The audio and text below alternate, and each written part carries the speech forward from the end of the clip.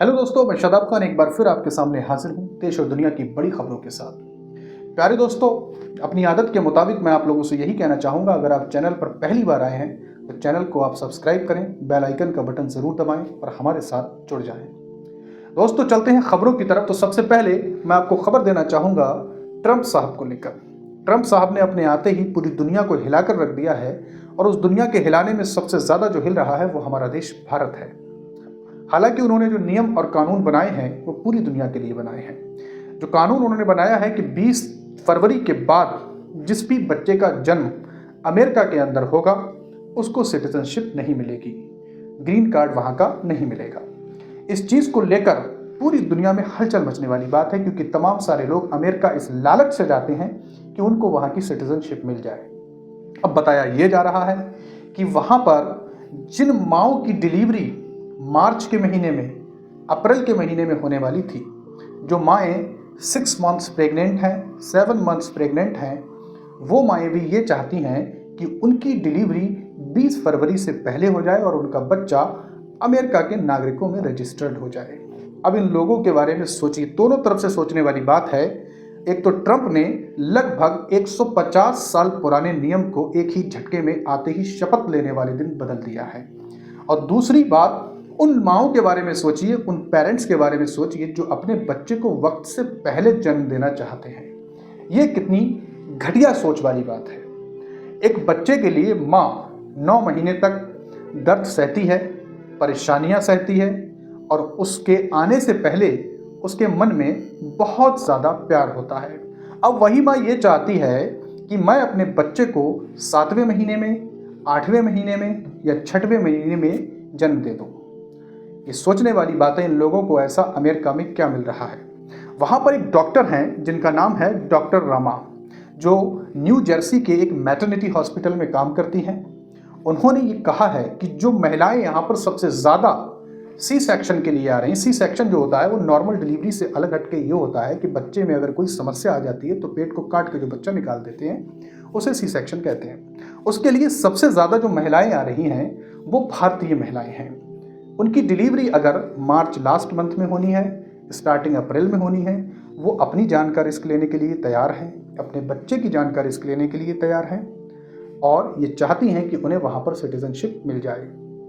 हमारे देश में ऐसी क्या कमी है? हमारे देश में भी सब कुछ है। We have everything. और ऐसे देश में हमें क्यों रहना जहाँ पर रहकर सबसे पहले हमें अपने बच्चे की जान से खेलना पड़े, हमें अपनी जान से खेलना पड़ेगा। क्योंकि हम जितना भी कुछ करते हैं अपनी ज़िंदगी में वो सब कुछ अपने लिए और अपने बच्चों के लिए और अपने माँ बाप के लिए करते हैं। अब जब हमारी ज़िंदगी में सबसे पहले रिस्क हमारे बच्चे की जान का हो जाता है, तब हमें अमेरिका में रहने की चाहत को मार देना चाहिए।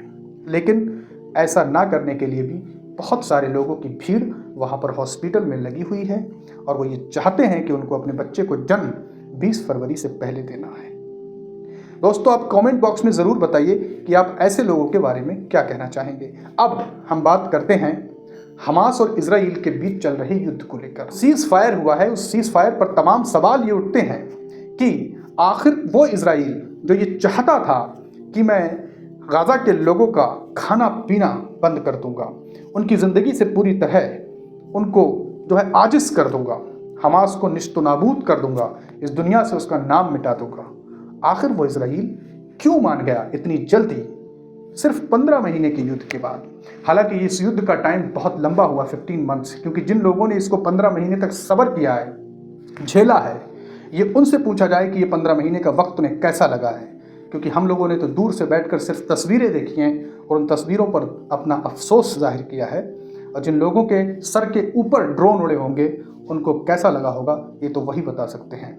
लेकिन सवाल ये उठता है कि जो नेतन्याहू चाहते थे कि मैं गाज़ा को बिल्कुल निस्तनाबूद कर दूंगा, हमास को निस्तनाबूद कर दूंगा, आखिर 15 महीने के बाद उनका मन कैसे बदला और वो सीज फायर के लिए क्यों तैयार हो गए?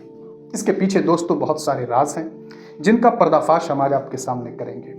सबसे पहली बात तो ये है, वहाँ के वित्त मंत्री ने जब हालात वहाँ की जीडीपी बताई, वहाँ के आर्थिक व्यवस्था के बारे में बताया, तो हालात ये थे कि 2025 में अगर ये युद्ध इसी तरह से कंटिन्यू रहता तो शायद इजराइल के लोग पूरी तरीके से भूख से मर जाते। और वहाँ की विपक्षी पार्टी जो थी वो नेतन्याहू का पीछा बहुत तेज़ी से कर रही थी, ये कहते हुए कि आखिरकार आप चाहते क्या हैं? देश का सारा पैसा अगर आप युद्ध में खर्च कर देंगे तो देशवासियों का क्या होगा? वहाँ की जनता इस युद्ध के लिए बिल्कुल भी तैयार नहीं थी। अब नेतन्याहू और बुरी तरह से फंस चुके हैं, क्योंकि नेतन्याहू के इस सीज फायर के बाद भी विपक्ष तो इसके लिए तैयार था, लेकिन उनकी खुद की पार्टी के कुछ नेता ऐसे हैं और उनकी आर्मी के चीफ कमांडर जो उनसे खिलाफ हैं। तमाम सारे लोगों ने इस्तीफा दे दिया है, जिसके बारे में हमने आपको बताया था कि 2 नेता बहुत ही उच्च कोटि के, उनकी कैबिनेट के, जो नहीं चाहते कि ये सीज फायर हो, क्योंकि वो बहुत ही कट्टरपंथी नेता हैं। नेतन्याहू उनको लेकर बहुत परेशान है और उनकी खुद की सरकार बहुत ज़्यादा खतरे में है। नेतन्याहू ने लगभग देश का $56 बिलियन खर्च किया है इस युद्ध को लेकर। सबसे ज़्यादा पैसा जो उनका खर्च हुआ है वो ड्रोन्स में, मिसाइल्स में हुआ है। अब देश के पास आर्थिक व्यवस्था भी इस लायक नहीं थी कि वो इसको झेल सकते। प्लस विपक्ष का जो मामला था वो बहुत ज़्यादा सख्त होता जा रहा था। उनकी खुद की जनता रोड पर आ गई थी, उनके खिलाफ उतर आई थी। सरकार खतरे में थी। खुद को बचाने के लिए, सरकार को बचाने के लिए, देश की अर्थव्यवस्था को बचाने के लिए उन्होंने ये सीज फायर किया है। वाली बात यह है कि अब उनकी खुद की पार्टी के लोग किस तरह से उनसे जुड़ेंगे, कैसे वापस आएंगे उनके साथ, और कैसे वो अपनी सरकार को उनके साथ चला सकते हैं इस सीज फायर के लिए। ये सबसे बड़ा चैलेंज होगा नेतन्याहू के लिए। देखते हैं दोस्तों आगे क्या होता है। आगे की खबरों के लिए हमारे साथ जुड़ें तो हमारे चैनल को सब्सक्राइब करें